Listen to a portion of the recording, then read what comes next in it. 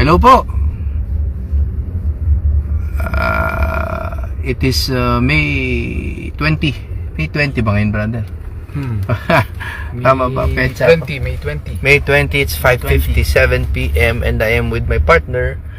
Galing lang po kasi kami sa isang hearing and also sa kapihan sa PDP.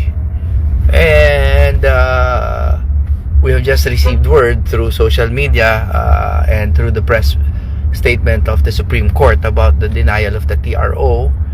And nagulat na lang po kami ni Attorney Torion dahil paglabas po namin ng courtroom, syempre ang dami na pong missed calls from media men.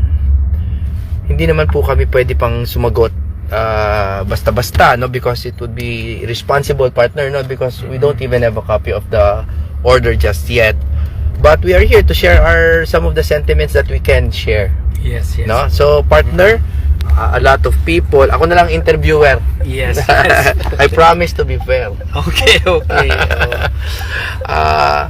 A lot of our supporters have expressed worry and concern, and a lot of our detractors have been celebrating.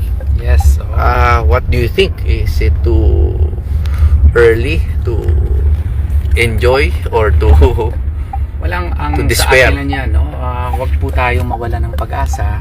Let us continue to pray for our country kasi ang pinaglalaban po namin dito ni Senator Bato de la Rosa, hindi lang man po sa kanya, kundi sa mamamayang Pilipino po, na dapat hindi tayo pwedeng arestuhin, i-deliver na parang jukebox doon sa ibang bansa na hindi po dumaan sa ating local Jukebox. courts. So, na parang manok, brother. Manok na ba? parang Oo. tapin, tapos dala mo lang kaagad doon sa ibang bansa based on an alleged ICC warrant of arrest.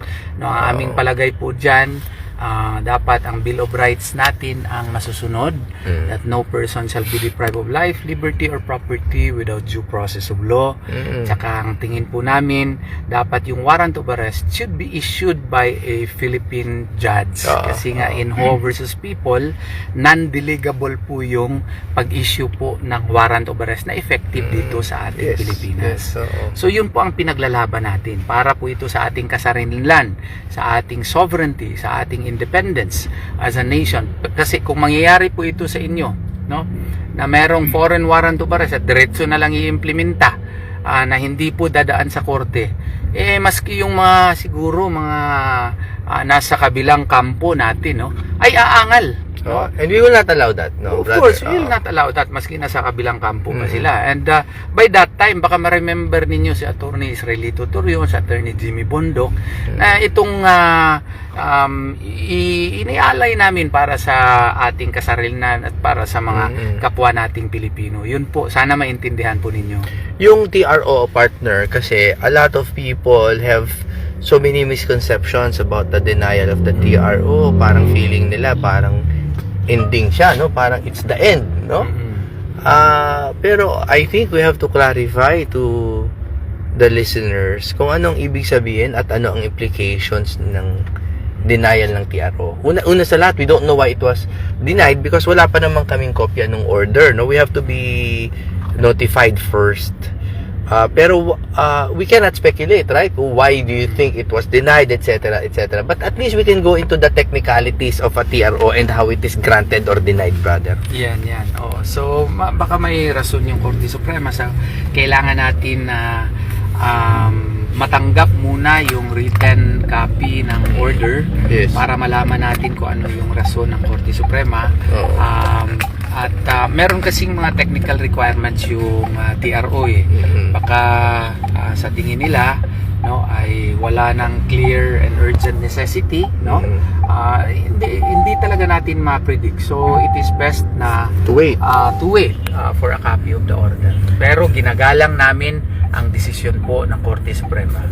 Kaya rin ako nag-post ng isang araw, partner, to warn the people to not listen to the rumors kasi may mga rumors no na magagrant na raw, and it might give false hope to many people kasi para lang po alam nyo, simulat sa pulpa, alam naman namin 50-50 lang ang pag-grant ng TRO. Lagi namang 50-50. Kapag lumapit ka sa court, 50-50 lagi yan.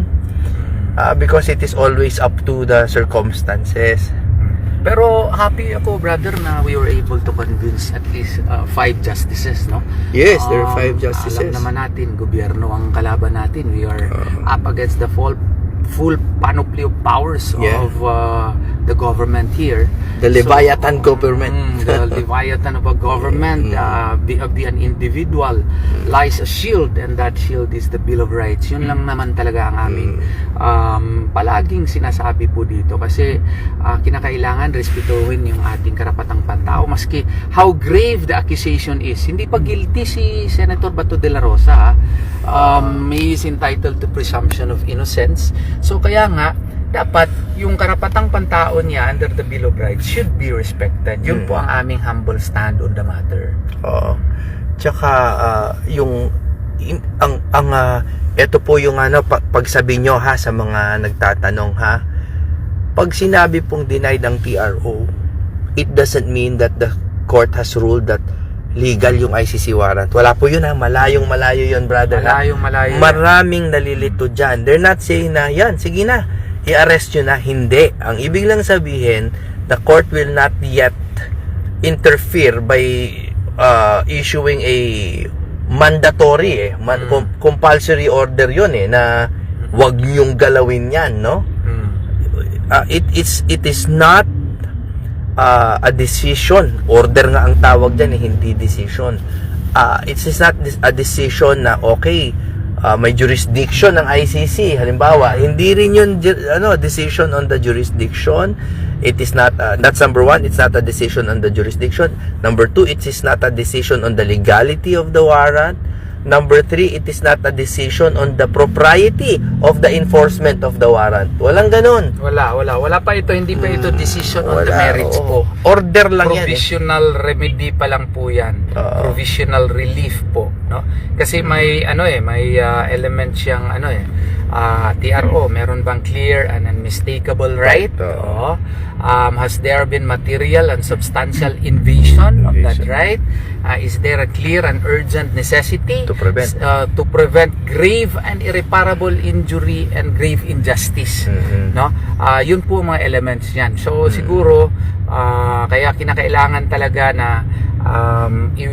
hintayin natin yung written copy ng order para hindi po tayo mag-speculate. Saan dun sa mga elemento na yun ang tingin ng majority ng Korte Suprema ang hindi namin na-meet, no? Yes. So baka after reading it, posible kami mag-file ng motion for reconsideration. Isa yan sa aming isang option, but after we have already read the entirety of the order. Yes. Kaya rin po hindi namin mapagbigyan lahat nung una sa lahat. Dose-dosena na po yung tumatawag sa amin for interviews. Pero ang problema po, we are duty bound to our clients to refrain from issuing premature reactions due to the fact that we don't even have a copy of the order yet. Kasi syempre, sinabi naman po ng Korte Suprema even in their briefer that the full text of the order shall be posted on Monday.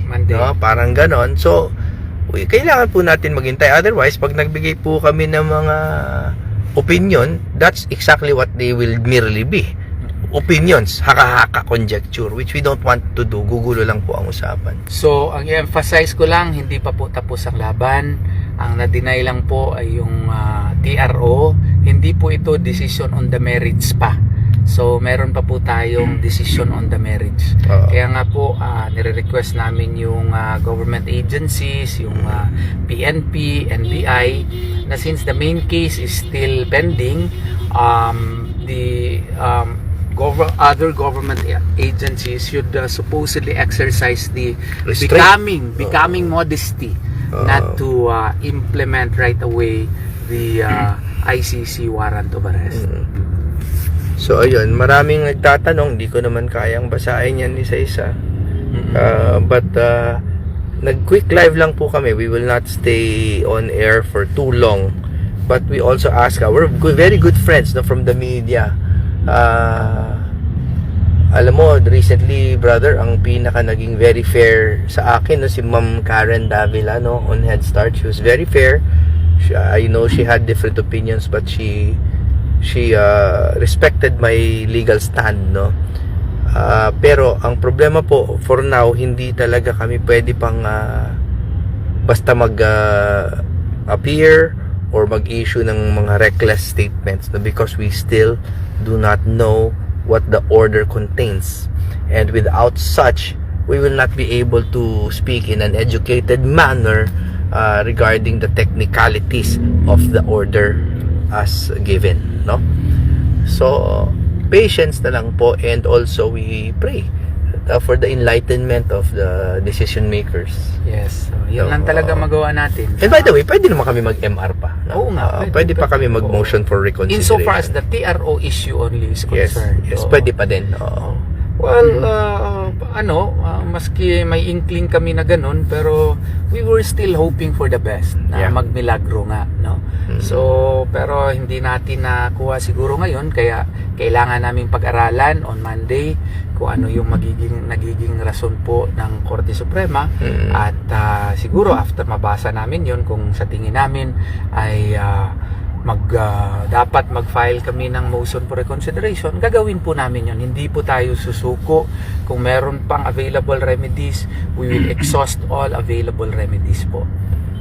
In the meantime, before we say goodbye, we ask for everybody to pray for Bato and the family, because his liberty is at stake, and of course we firmly believe in his innocence, not just as his lawyers but as his companion in life, no? So we pray for the Lord's deliverance. That's number 1. Number 2, sana po pagdasal nyo rin po kami, kasi tao din po kami, baka nakalimutan nila, brother. Oo nga eh. Oo. Kasi kuminsan baka hurt din tayo. Oo, Especially yung mga kasong ganito na marami masyadong at stake, no? At stake dito ang liberty also of our fellow Filipinos. Yes. Yan po ang namin, ipinaglalaban po namin. and the future of our democracy, brother. No? Kasi alam nyo, pag dumating po yung panahon na pwede na yan, yung arrest warrant without judicial review, I think that is the start of the end, no? And then that's bedlam and chaos, no? So sana naman hindi po mangyari yun. Sana naman. po. Sana naway baka magbilagro pa, no? Huwag tayong mawala ng pag-asa lang. Okay. Yan po. So yun lang po, at ang daming taga Hong Kong, brother. Nagpupunta ba tayo sa Hong Kong? Oo nga eh. Baka matuloy yung di ba, may ata Diyan eh. ba yun? Sa June? Oo. I have to bring that up with my other principal kung pwede ba doon.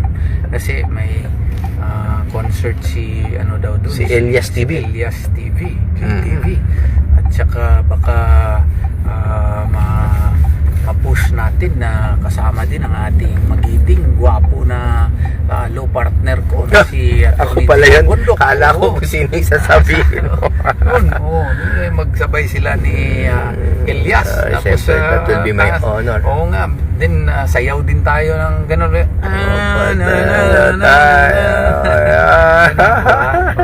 Dapat kasama si Dr. Richard Mata dyan. Yun. Oo, kumusta pala natin yung ating mga Duterte 7? Oo. Oo nga. Si Brian Lim. Brian Lim is watching kung. Hello, Congressman. Magandang hapon po. Oo. Maraming salamat ko nga. Thank you po sa suporta. Thank you po sa mga kumakantsaw naman sa amin. We will take your punches. So, on the chin. We will absorb your punches. Ang sa amin lang naman dito ay ipinaglalaban namin ang inyong karapatan. Kasi baka mangyayari yan sa inyo. Baka dyan po ninyo maintindihan na dapat pala yung ating konstitusyon ay masunod dito sa ating bansa. Kasi tayo po ay independent country, hindi naman po pwede na igawain nating self-executing yung processes of foreign courts, no? Yun po. Brother, sorry kasi sabi ko magbababay na tayo. Pero ito lang, no? Sa experience mo, sa knowledge natin as lawyers, paano ba kumuha ng warrant, di ba? Ang first step, di ba? Magpa-file ka ng kaso? Sa prosecutor's office. Prosecutor, di ba?